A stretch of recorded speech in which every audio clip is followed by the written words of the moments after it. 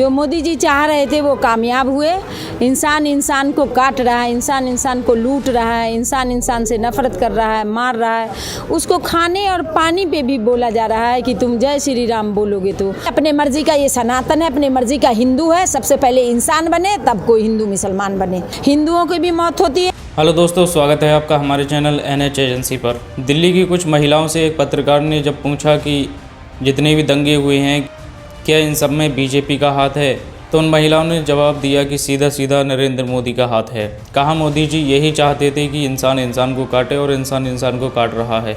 हर जगह नफरत फैला रखी है, हिंदू मुसलमानों में झगड़े कराए जा रहे हैं, दलितों पर अत्याचार हो रहा है। आइए देखते हैं पूरी जो मोदी जी चाह रहे थे वो कामयाब हुए। इंसान इंसान को काट रहा है, इंसान इंसान को लूट रहा है, इंसान इंसान से नफरत कर रहा है, मार रहा है। उसको खाने और पानी पे भी बोला जा रहा है कि तुम जय श्री राम बोलोगे तो। अपने मर्जी का ये सनातन है, अपने मर्जी का हिंदू है। सबसे पहले इंसान बने तब कोई हिंदू मुसलमान बने। हिंदुओं की भी मौत होती है, मुसलमानों की भी मौत होती है, लेकिन मुसलमानों को आतंकी घोषित करके भारी तादाद में उनको जेल में भरा जाता है। कोई तीज त्यौहार आ जाए हमसे ये खुशियाँ नहीं बांटते हैं, हमको निशाना बनाते हैं। राजनीति के लिए मुसलमान और मस्जिद और मदरसे और पाकिस्तान के अलावा इनको कोई बात ही नहीं है। गोबर भक्त बनाया है।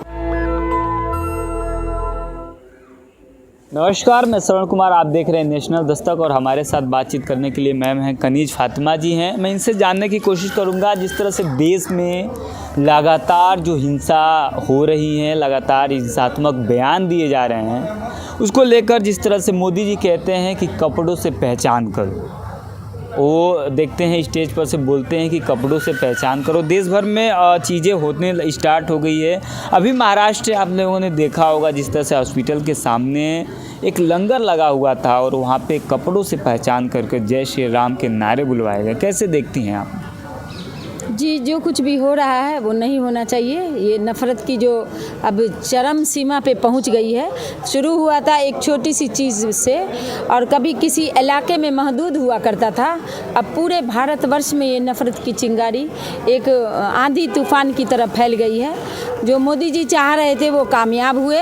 इंसान इंसान को काट रहा है, इंसान इंसान को लूट रहा है, इंसान इंसान से नफरत कर रहा है, मार रहा है।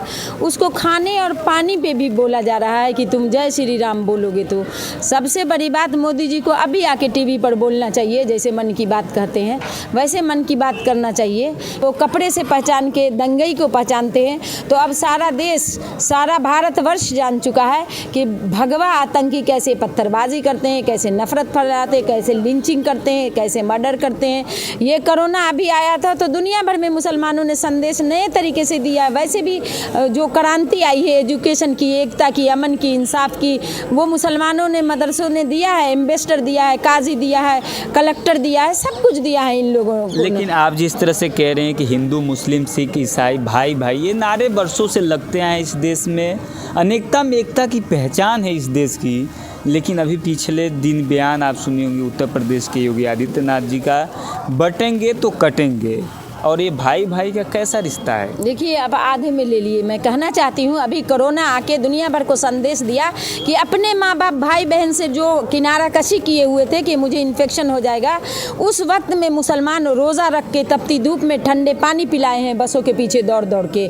जितने सफाई कर्मी थे या डॉक्टर थे या जो भी काम किए, सड़क पर सेवा किए, मुसलमानों ने किया है और संदेश दिया है। उस वक्त उन्होंने कितने लंगर चलाए मुसलमानों ने। कभी नहीं पूछा कि बोलो अल्लाह अकबर या तुम हिंदू हो या तुम्हारा नाम क्या है, कभी नहीं कहा। क्योंकि प्यारे नबी सल्लल्लाहु अलैहि वसल्लम ने कहा है कि हिंदू मुसलमान से उनको कोई मतलब नहीं। इंसानियत के लिए वो पैदा हुए थे, इंसानियत का दरस देने के लिए पैदा हुए थे। वो हिंदुओं के भी नबी थे, रहमतुल लिल आलमीन थे।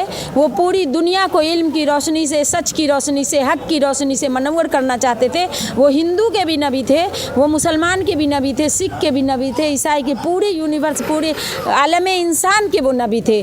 और जो हक इंसान इंसाफ का दरस दिया, उसको लेके चलना चाहिए, ना कि अपनी राजनीति के लिए, अपनी वर्चस्वी के लिए जो नफरत फैलाया जाता है। इंसान को वो चीज़ नहीं लेना चाहिए। अपने पूर्वजों को, अपने भगवान को, अपने पैगंबरों को, अपने अवतारों को सीखो, पढ़ो। उन्होंने तो नफरत का संदेश नहीं दिया है ना। फिर हम मोदी जी को कब से देखने लगे कि वो अगर कपड़ों से पहचान रहे तो हम उनकी बातों से कब सीखने लगे। हमारे नबी सल्लल्लाहु अलैहि वसल्लम तो, और उनके बाद वो गांधी जी जो उनको कहते थे कि नबी सल्लल्लाहु अलैहि वसल्लम से बेहतर कोई दुनिया में इंसान नहीं, वो गांधी जी तो कोई कपड़ा ही नहीं पहनते थे, मगर शांति का प्रतीक रहे वो महात्मा गांधी दुनिया के लिए। उसको देख के क्यों नहीं सीखा जाएगा? क्यों हम मोदी जी की जो कहते हैं कपड़े से पहचानो, तो वो सब तो अब समझ में आ गया कि दंगाई कौन है। वो जो बीजेपी के हिंदू हैं, जो भगवा आतंकी हैं, जो आरएसएस के लोग हैं, वही। ऐसा ही नहीं कि भारत की ज़मीन पर अमेरिका में एसआईए के नाम से हैं, वो पाकिस्तान में आईएसआई के नाम से, श्रीलंका में एलटीटी के नाम से हैं, अभी यहाँ आरएसएस के नाम से। ये लोग एक तंजीम है, सिर्फ आतंक, दहशत, लिंचिंग, रेप, मर्डर, इन सब में हर बुरी चीज़ में एक फासिस्ट भीड़ है इनकी तंजीम से बनी हुई। उसमें ये कपड़े से पहचाने जाते हैं लोग, पूरा कैमरा देखता है, आप भी देखते होंगे, सारी मीडिया देखती है, सारा यूनिवर्स देख रहा है। आईएसआई को आप आरएसएस से तुलना कर रही हैं? जी जी, जहाँ भी बुराई होती है ये एक तंजीम हर जगह ज़मीन को पलीत करता है, ज़मीन को नापाक करता है, हर जगह हिंसा फैलाता है, देश का अमन खराब करता है, जो भी तंजीम है। लेकिन लोग तो कहते हैं कि आईएसआई एक आतंकवादी संगठन है और आरएसएस एक समाज सेवक का संगठन है। तो कहाँ का समाज है? कौन समाज है? जाने समाज तो होता है मियाँ बीवी, बाल बच्चे, पड़ोस, दोस्त से। आरएसएस के लोगों को तो बीवी तक नहीं है, बच्चे तक नहीं है। कहाँ से? अभी देखो ना, गुजरात का डीएनए टेस्ट हो रहा है, तो कितने आरएसएस के लोग निकल रहे हैं चुपके से, कहीं भी बाप बन के बैठे हैं चुपके चुपके। अभी रोज़ सर्वे हो रहा है, वो पुनिया जी ने सर्वे करवाया है, अखबार लिख रहा है कि ये आरएसएस लोग न समाज का निर्माण कैसे होता है? परिवार से होता है। पहले छोटा सा परिवार होगा, 2 4 10 परिवार मिल के समाज का निर्माण करता है। तो ये लोग तो परिवार भी नहीं बनाते, फिर समाज कैसे बना सकते हैं? सत्य सनातन से लोग आते हैं। देखिए, अपने मर्जी का ये सनातन है, अपने मर्जी का हिंदू है। सबसे पहले इंसान बने, तब कोई हिंदू मुसलमान बने।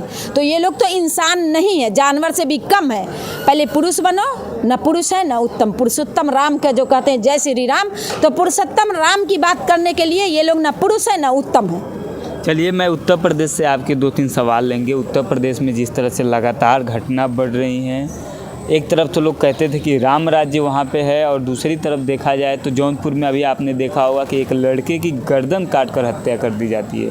कैसे उत्तर प्रदेश की आप राजनीति को देखती हैं? वहाँ पे 10 सीटों पे उपचुनाव था, लेकिन इस समय 9 सीटों पे उप विधानसभा चुनाव होने वाला है। क्या लग रहा है, क्या मतलब चीज़ें होंगी? देखिए, वो जो सत्ता में बैठे हुए हैं आरएसएस के संघी लोग, जो गंदे विचारधारा के लोग हैं, संघी विचारधारा के लोग, वो अपना प्रतीक दिखाते हैं कि राम राजा है, मैं राम जैसा हूँ, या मैं कुछ राम जैसा करना चाहती हूँ। तो लोगों को पता है राम शांति प्रिय थे।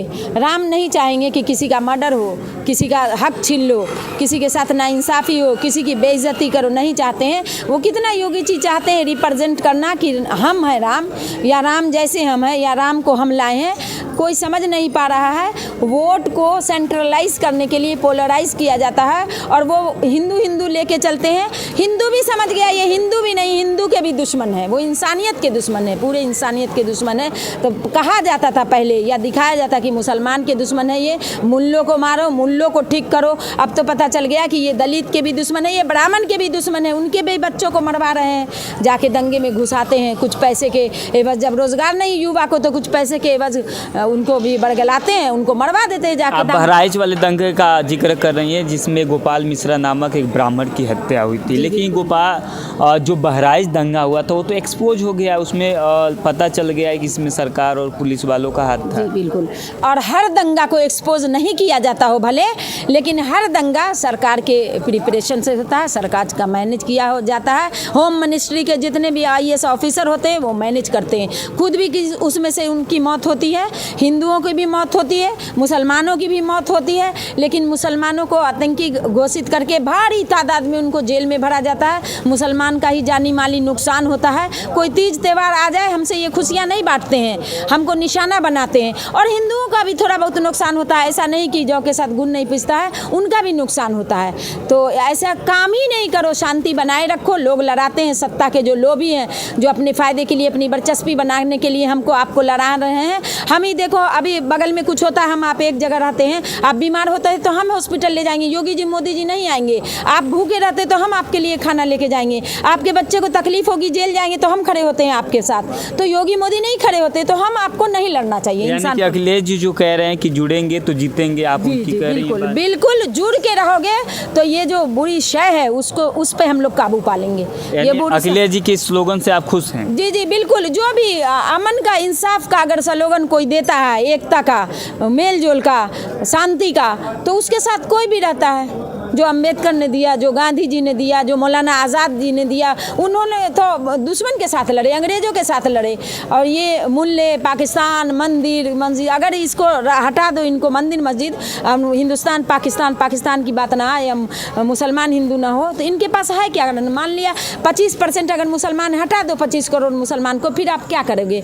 आप उले करोगे पेड़ पे चढ़ के? उनके पास कहते हैं विश्व में डंका बज रहा है। राजनीति के लिए मुसलमान और मस्जिद और मदरसे और पाकिस्तान के अलावा इनको कोई बात ही नहीं है। इस तरह के फासिस्ट भीड़ ये अपने तरीके के, जैसे कोई भी नेता चलते हैं पैसे से ले जाते हैं, इनकलाब जिंदाबाद करो, मेरी तारीफ करो, उस तरह से ये जो सरकार बैठी हुई संघी सरकार एक फासिस्ट भीड़ बनाई है, युवा को ब्रेन वॉश किया है, गोबर भक्त बनाया है कि गाय माँ बनाया है उसका। अपनी माँ की तो इज्जत नहीं करते, अपनी माँ को आश्रम में डालते हैं।